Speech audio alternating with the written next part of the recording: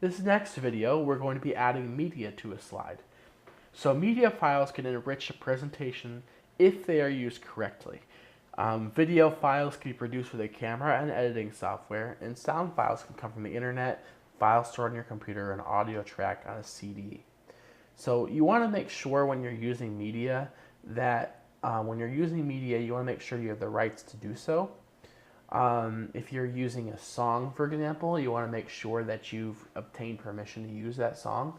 Otherwise, you want to use royalty-free songs.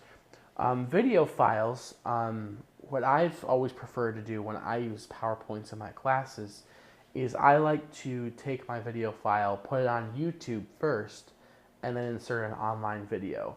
That way we're streaming from another server, we're not embedding the actual video file into the PowerPoint. However, that's what we're going to be doing in this one, is we're going to be embedding the video into the PowerPoint. That's going to make our PowerPoint a little bit bigger as far as files. So the first thing we're going to do is we're going to insert a video file. So slide 3 has another photo of a biker, and you have a video clip of a person riding a bike through a wooded area. So you want to use the majority of the clip and eliminate a few seconds from the beginning and the end. So we're going to display slide 3, and we're going to go to Insert, and then we're going to do Insert Video. And then it gives us two options. And like I've said before, I usually prefer online video because you can use YouTube, or you can do video on my PC. We're going to go to video on my PC. And we're going to go to our R2-D2, and we're going to pull up mountain bike. So here's our video here. If we click it and we play it, you can see that it actually shows the video of someone riding a bike. I think it's cool that we're watching a video through a video. Inception. So it's a nice little 32-second video. And you can actually hear the sound as well. So that's cool. We're running video through the woods. We're riding a bike through the woods through video. Okay, so we inserted the video clip, and now we're going to trim it. So the mountain bike video has a running time of slightly more than 32 seconds. It pretty much has a lot of the same view of the bike path in the woods. So we're going to get rid of some of the seconds there and just kind of trim it a little bit.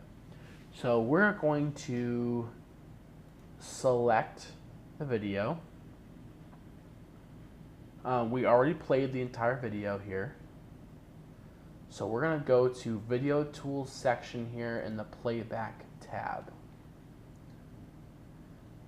Now we're going to go to the Editing group, and we're going to Trim Video. Now we're going to point to the start point, which is indicated here by this green marker. And we're going to slide it until the start time is approximately 5:991.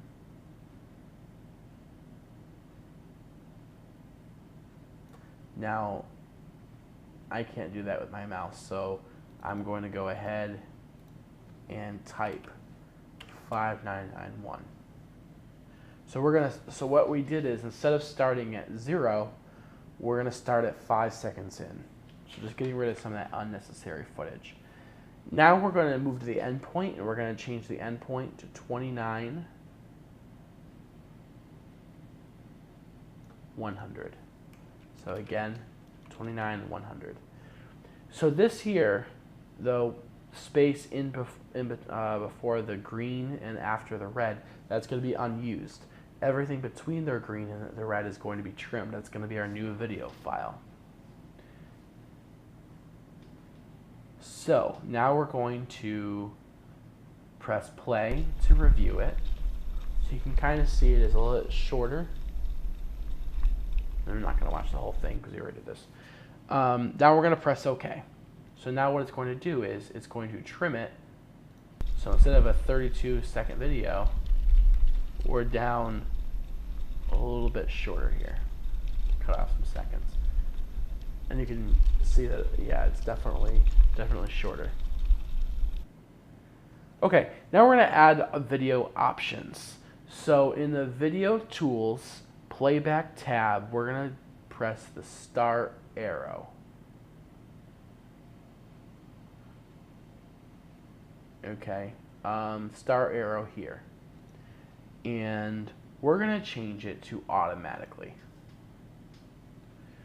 So when the slide is displayed in your slideshow, it will automatically start.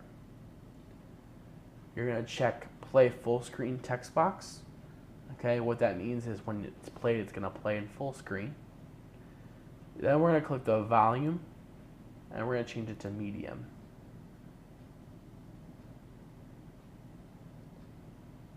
So I'm going to resize this a little bit to make it over the slide there. Cool. Now what we're going to do is we're going to insert an audio file. So if you have a digital audio recorder or an app on your smartphone or video device, you can record sounds to insert in your presentation. So we're going to display slide 1 here, and we're going to press insert on the ribbon and click insert audio. And if you want, you can record audio. So if you were, say for example, I was having a PowerPoint and I was an online teacher, I could record myself teaching through the actual PowerPoint. So when you press slideshow view, you could hear me talk through the presentation. We're going to be using an audio file, however. Okay, so we're going to do audio on my PC. Now we're going to go to R2D2. And we're going to find pedaling sounds. So now we're inserting that. Now if we play it, you can hear the sound. That's really annoying. I'm not sure if you could hear that or not, if my broadcasting software lets you do that. But that's inserted. Now we're going to drag the sound icon to the lower left corner of the slide. So we're going to add some audio options. Excuse me. Once an audio clip is inserted into a slide, you can specify options to control playback and appearance. So if necessary, we're going to click the playback on the ribbon to display the audio tools playback tab. We've got that. We're going to do the start arrow. And then we're going to click automatically. So when we start the slide, that sound effect will go ahead and start. And then we're going to click the loop until stopped checkbox. So what that means is that audio file is going to play repeatedly until someone stops it. Like I said in a previous video, you want to take your audio and your video to your audience. Don't make obnoxious sounds throughout your PowerPoint, because then you're going to lose your audience and possibly annoy them. So know your audience. Again, if this is a professional presentation, don't have sounds of a chicken or a rooster going on every 2 seconds. Know your audience. This, again, I think this would work in a family-oriented environment.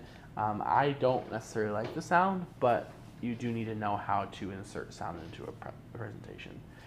All right, so the audio